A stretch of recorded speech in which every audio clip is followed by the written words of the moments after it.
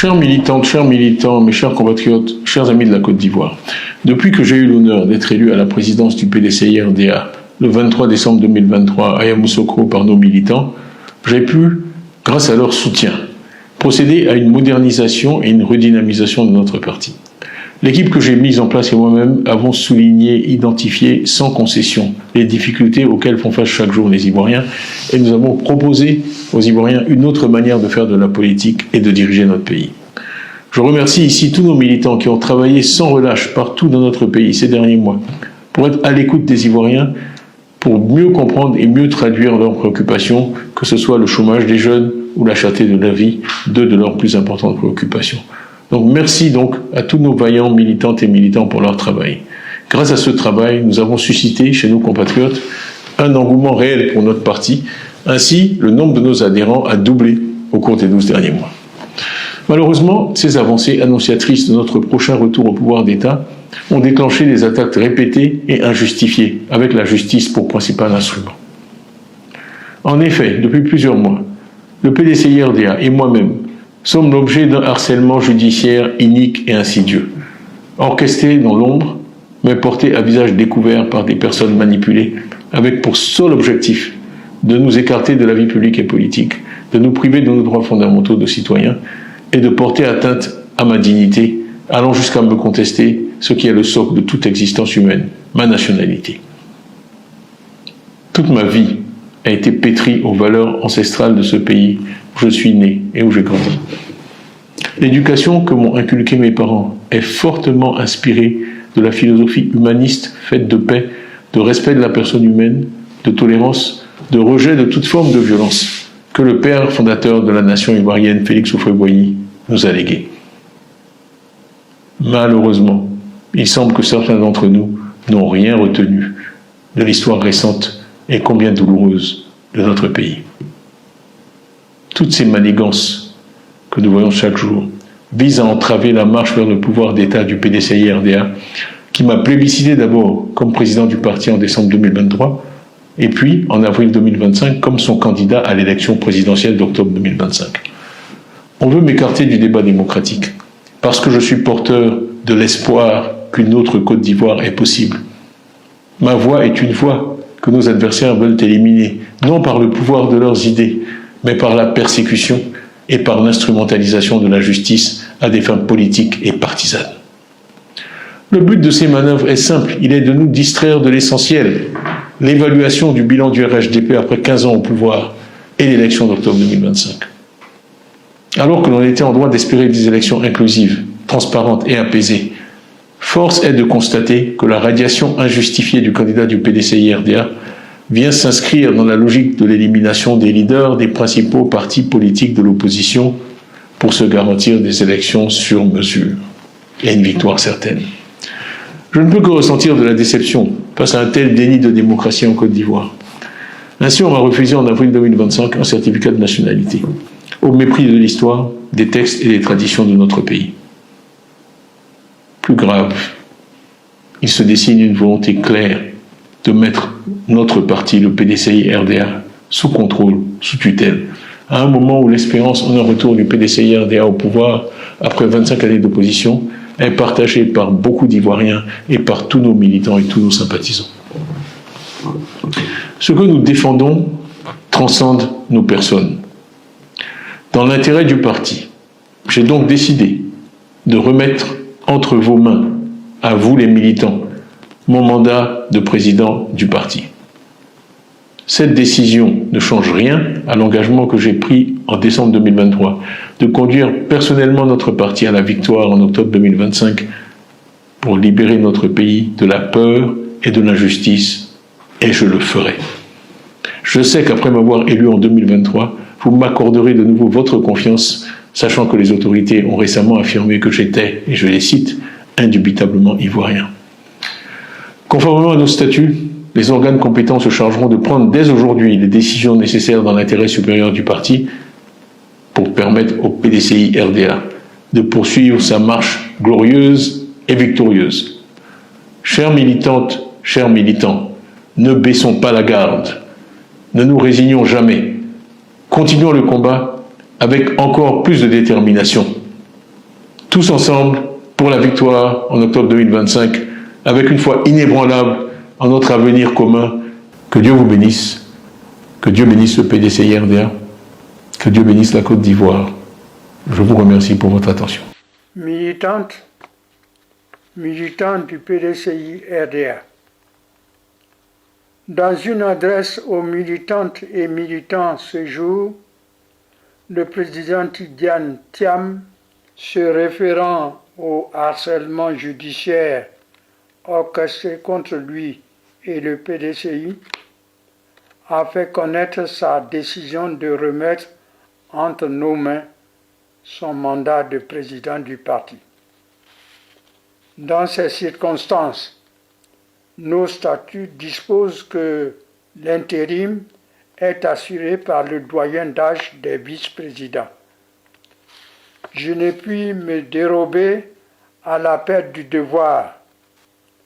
J'accepte avec responsabilité les charges qui m'incombent en vertu de l'âge qui est le mien.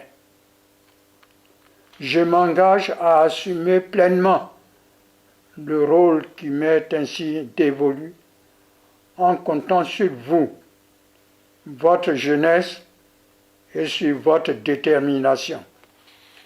Je lance donc un appel à la cohésion, à la sérénité et à la discipline pour qu'ensemble nous œuvrions à la préservation de l'unité du parti et que, rassemblés, nous puissions sauvegarder l'héritage que nous ont légué les pères fondateurs.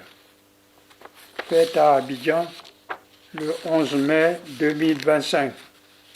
Ernest Nkoumou Mobio, président par intérim du PDCI-RDA. Bravo, bravo, bravo à Tidjane Thiam. Titi, comme l'appellent ses militants sympathisants.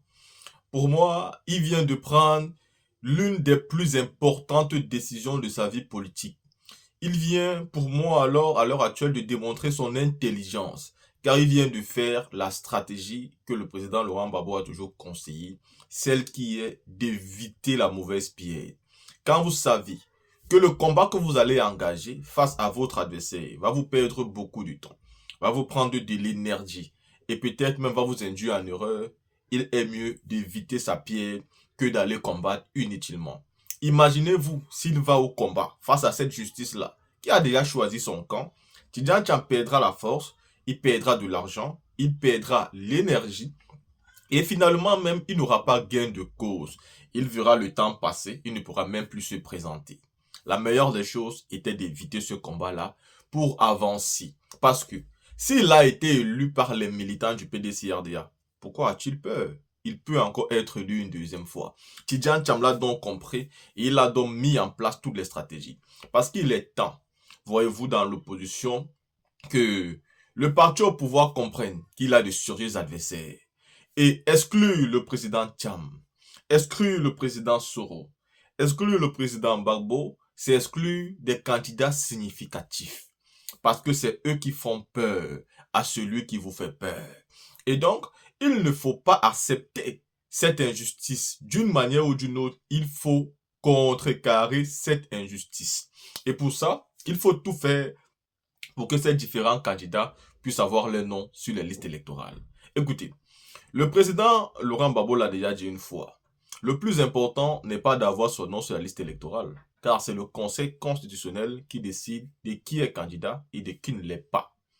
Tidjane Thiam peut donc ne pas avoir son nom sur la liste électorale et être candidat à l'élection présidentielle et même la rapporter si les Ivoiriens décident de lui accorder toute leur confiance. Ce n'est que les Ivoiriens qui décident. Ce n'est pas Ouattara. Ce n'est même pas moi. Parce que je vois souvent des personnes qui viennent m'attaquer quand je mets des points de vue négatifs. Écoutez, nous sommes en liberté. Et quand vous soutenez votre candidat, acceptez que tout le monde puisse sortir pour dire qu'il n'est pas d'accord avec lui. C'est un gros problème d'interdire les gens de donner leur point de vue. Pourtant, il n'y a pas d'injure, il n'y a pas de manque de respect. Il y a beaucoup de personnes qui font des vidéos, qui ne sont pas d'accord avec le président Laurent Gbagbo. D'ailleurs, qui l'insultent et qui le traitent même des criminels. Moi, je ne vais pas sur leur page pour les répondre. Je continue à faire ce que moi j'ai à faire. Et alors, quand votre président fait quelque chose de bien, moi, j'apprécie. Surtout qu'en réalité, moi, je n'ai aucun problème contre le président Tidjane Thiam. Je n'ai aucun problème contre lui. C'est tout. Mon seul problème a toujours été le fait qu'il laisse tomber sa nationalité française de manière un peu très tardive. Et ça, même vous, ces militants, c'est parce que vous êtes ces militants que vous refusez de reconnaître que ce n'était pas juste. Que tu laisses ta nationalité très tardivement juste parce que tu veux être président de la République. Et nous avons encore vu dans l'un de ses lives TikTok où il a dit il a consenti beaucoup de sacrifices pour la Côte d'Ivoire. Seulement laisser sa nationalité française était un grand sacrifice. Et moi, ça, j'ai été dessus. Mais je n'ai pas voulu faire une vidéo dessus pour ne pas vous heurter encore. Mais ça encore, c'était une très mauvaise sortie. Parce que laisser ta nationalité française, pour toi, c'est un gros sacrifice. En récupérant ta nationalité ivoirienne. Donc, quand tu laisses ta nationalité française, tu fais là un gros sacrifice. Bah non, non, non, non, non. On ne peut pas dire ce genre de choses. Je vais faire une révélation qui est claire. Nous, on n'est pas président. Nous, on n'a pas de grands postes comme le président Tidjane Thiam. Mais nous, on n'a jamais accepté de prendre une nationalité extérieure. Je préfère avoir mon titre de séjour de 10 ans que de prendre la nationalité d'un autre pays. C'est comme ça. Je préfère avoir le titre de séjour de 10 ans, garder ma nationalité et mon passeport que de prendre une autre nationalité. Il y a des personnes ici qui viennent souvent sous mes vidéos et disent « Oh, tu n'es pas ivoirien, tu n'es pas ici, tu n'es pas ceci. » Mais vous êtes drôle. Vous ne connaissez pas les gens et vous parlez, vous ne connaissez pas l'histoire des gens et vous parlez. Et pourtant, votre président Tidjane Thiam a le même problème sur son problème de nationalité. Et là, vous vous indignez, mais vous attaquez les autres qui ne sont pas d'accord avec vous. Donc, faites attention. Avec Asena Nchen, il faut le dire de manière claire. Le président Thiam vient de prendre une décision exceptionnelle, une décision très intelligente. Je pense que grâce à ça, si la justice ivoirienne n'est pas encore aux ordres, elle devra donc nous prouver ici, parce que Tidjane Thiam n'a plus de problème. À l'heure actuelle, il est exclusivement ivoirien. Elle va encore fabriquer quoi? Elle va encore dire quoi? Maintenant, Valérie Yapo aussi, qu'est-ce qu'elle va faire? Elle va dire quoi? Mais c'est terminé. Le monsieur, stratégiquement parlant, il vous a mis KO. Stratégiquement parlant, il sort dans le dos. Vous ne pouvez plus rien créer. Vous ne pouvez plus rien faire. Ou vous ne l'avez pas vu venir là, c'est ça, il a fait. Et d'ailleurs, c'est ce que nous, on parlait depuis, on disait depuis. Ça ne sert à rien de vouloir faire la guerre avec eux. Trouve une stratégie pour contourner la pierre, c'est tout. Et il a trouvé la stratégie pour contourner la pierre. Bravo au président Tidjane Thiam.